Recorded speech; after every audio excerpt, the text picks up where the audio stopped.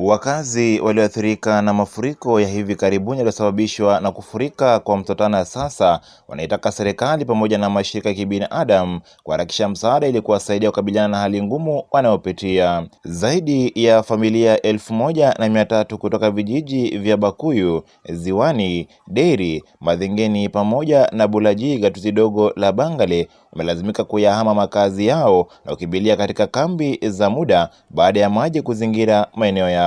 Wakazi hao sasa, licha ya kuchukua tahadhari za mapema na kuondoka katika maeneo hatari kabla ya maji kuongezeka, maisha kambini bado ni magumu kutokana na ukosefu wa chakula, maji safi pamoja na huduma muhimu. Tulipata matangazo kutoka kwa Kenya Red Cross na pamoja na serikali, ikawa tumekuwa alert, na nikaambia watu wangu ni lazima tutoke nje twende mahali ya juu ili tusiweze kupoteza maisha ya watoto na maisha ya kina mama pamoja na wazee. Kuanzia tarehe 28 sisi ndio tumepika kambi hapa na hatuna chakula, hatuna vitu vya kukula, ni shida, hatuna mahema, naye neti ya watoto wanaumia, wanawake wajawazito pia wanapata shida nyingi sana, na vyoo pia hatuna. Huko mahali kwa tunakaa iko kuna mahali ya kutafuta, saa hii tumekuja tukakaa tu, hatuna kazi yote tunafanya.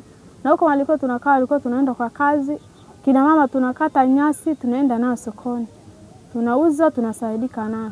Saa hii tunasaidia zote, wanaume wenyewe ni hao wamekuja saidi na hana vibarua. Watoto wetu wanamalizika na maumbu. Ukiangalia mtoto kimchunguza zaidi mtoto akona vidonda na ni umbu. Umbu round hii imekuwa umbu ni nyingi sana ajili hii maji na hii nyasi imekuwa hapa. Aidha, wakazi hao wanasema wanaunga mkono mpango wa serikali wa kuhamishia katika maeneo salama yasiyoathiriwa na mafuriko, lakini wanataka serikali kuhakikisha maeneo hayo yanakuwa na miundombinu muhimu ikiwemo shule, maji safi na vituo vya afya.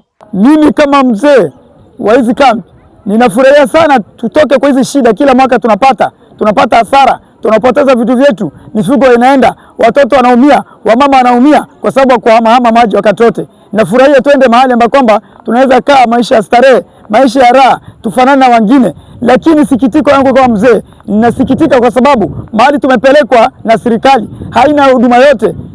Hatuna shule pale, hatuna maji maalum pale, hatuna hospitali. Tunaomba serikali watutengezee hii huduma ya shule. Kama watoto ni wa serikali, dunia sasa hii ya masomo, huwezi hata kufagia choo bila hujapata certificate ya shule. Kwa hivyo tutengezee shule KBC, watutengezee hospitali KBC, watutayarishie maisha yetu KBC, waje watupe habari kwamba wametutayarishia. Sisi tuko tayari kuhama. Mimi kama mzee niko tayari kubeba jamii ile ambayo tunaathirika niende nao kule. Mbali na athari za makazi, mafuriko hayo pia yamewaacha wakulima wengi kihesabu hasara kubwa. Katika eneo la Asako, kata ya Mbalambala, zaidi ya wakulima 600 wanadai mashamba yao yamesombwa na maji huku mazao yakiharibiwa kabisa. Sasa maji mnaona hii yote, hiyo maji ni mahindi nyeupe yote, mahindi imeisha. Hii mahindi sasa maji inalala ndani, hiyo ndizi sasa. Kwa hivyo vile sasa kutoka juisi vile yameingia, hiyo maji inaingia ndani, baadaye hiyo inakuja kuanguka ajili ya maji.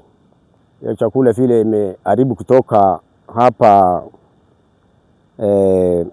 Shindano Moto baka kuja hapa baka Mei kuanzia Center Dirisa. Hiyo chakula nafikiri baka tupate msaada kutoka serikali.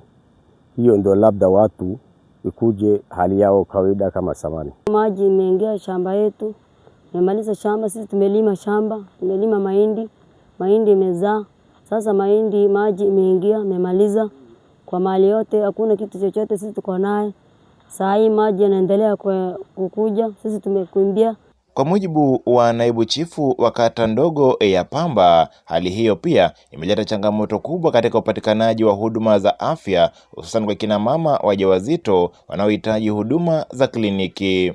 Kuanzia damu ziachiliwe, kusema kweli wakulima wengi wameathirika, mashamba yamejaa maji, na zaidi wale ambao wameumia ni wale wa kutoka Pamba sub location pande hiyo, kwa sababu wanazungukwa na mito 3 na saa hii bota haina engine, na isitoshe wale Kuna wamama ambao wako na clinic pande hii kwa sababu ya ni clinic, lakini wamekuwa standard pande nyingine, hawezi kusaidika kwa saa hii.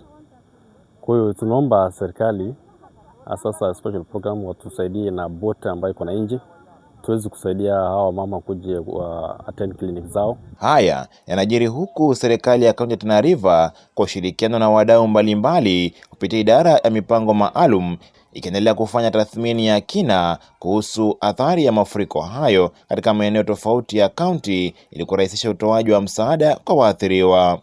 Dennis Maithia, KYTV, kutoka eneo la Asako, kata ya Mbalambala, kaunti ya Tana River.